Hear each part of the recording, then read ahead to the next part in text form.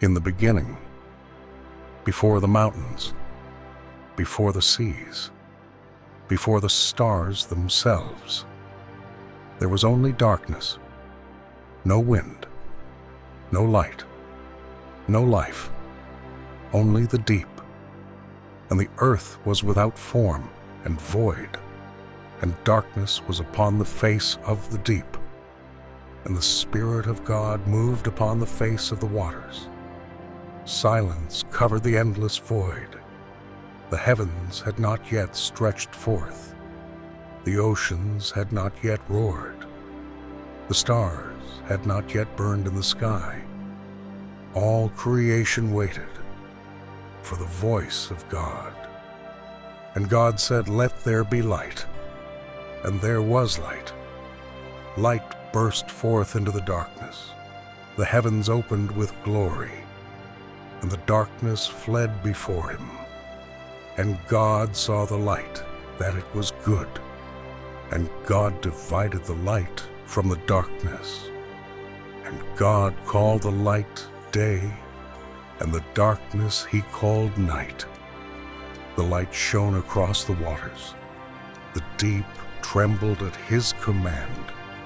For the Creator had spoken, and all things obeyed his voice. The endless skies stretched outward. Clouds gathered above the deep. The heavens were established by his power. And God said, "Let the waters under the heaven be gathered together unto one place, and let the dry land appear." And it was so. The waters trembled at his command. Great oceans gathered together. Waves crashed against the forming earth. And from beneath the deep, the dry land rose. Mountains lifted toward the heavens.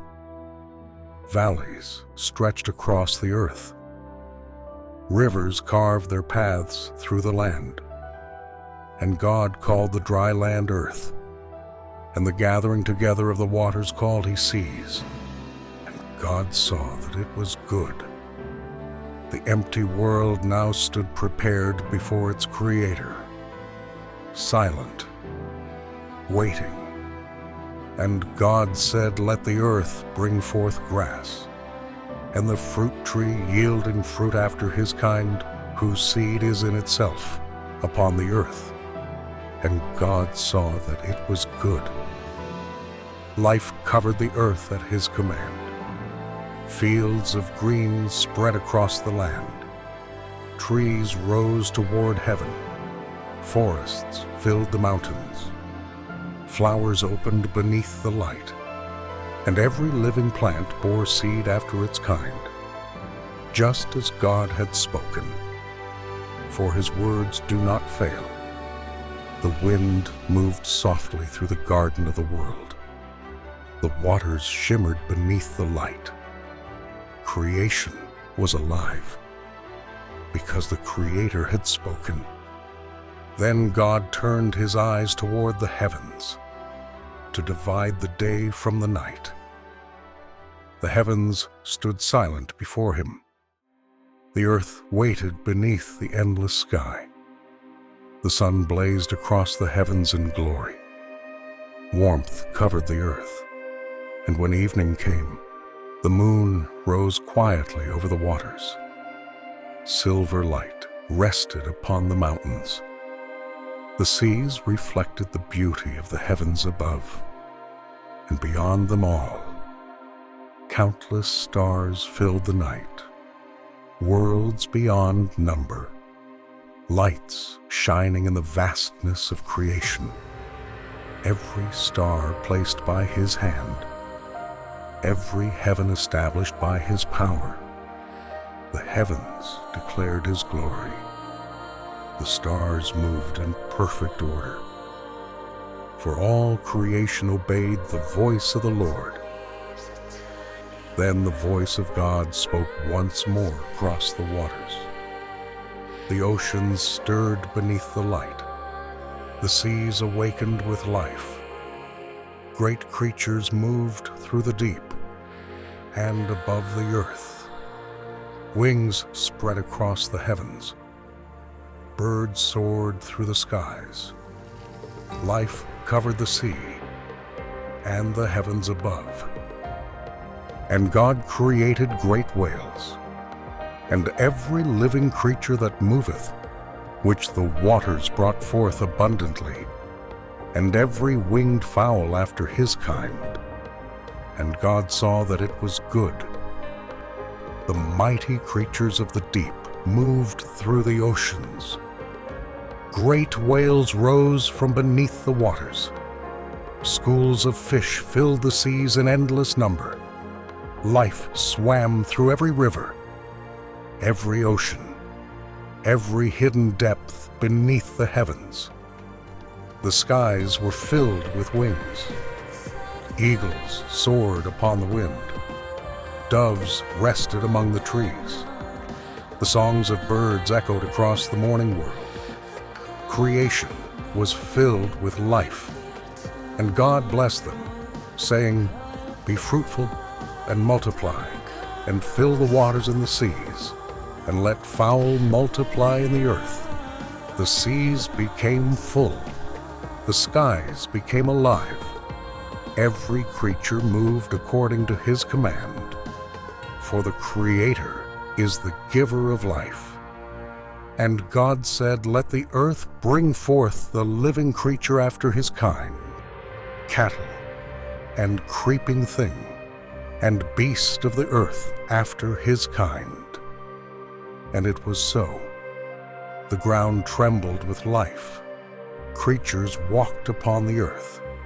Great beasts wandered across the plains. Lions moved through the wilderness. Deer ran through the forests. Every living thing breathed by the will of God. And God saw that it was good.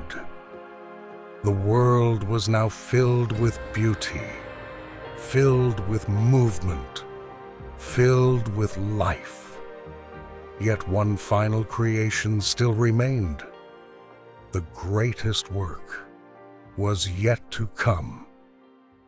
Then God said, "Let us make man in our image, after our likeness." The heavens stood silent. Every creature of the earth had been formed. Every star had been placed in the heavens. But now, God would create something unlike all that came before. And God said, "Let them have dominion over the fish of the sea, and over the fowl of the air, and over the cattle, and over all the earth." Then from the dust of the ground the Lord formed man, and breathed into his nostrils the breath of life, and man became a living soul. Life entered the dust of the earth, and for the first time man opened his eyes beneath the heavens.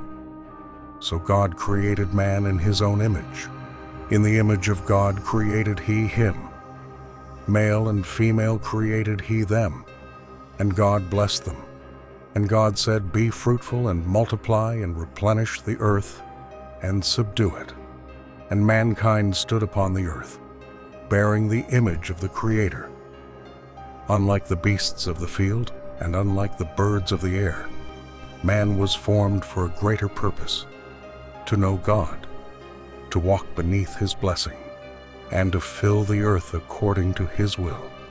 And God saw everything that he had made, and behold, it was very good. And the evening and the morning were the sixth day. Thus the heavens and the earth were finished, and all the host of them. And on the seventh day God ended his work which he had made, and he rested on the seventh day, because creation was complete. The work of the Creator was finished. The earth was filled with life. The first man stood beneath the heavens. The first woman stood by his side. And the story of mankind was about to begin. For the first chapter had ended, but the journey of mankind had only just begun.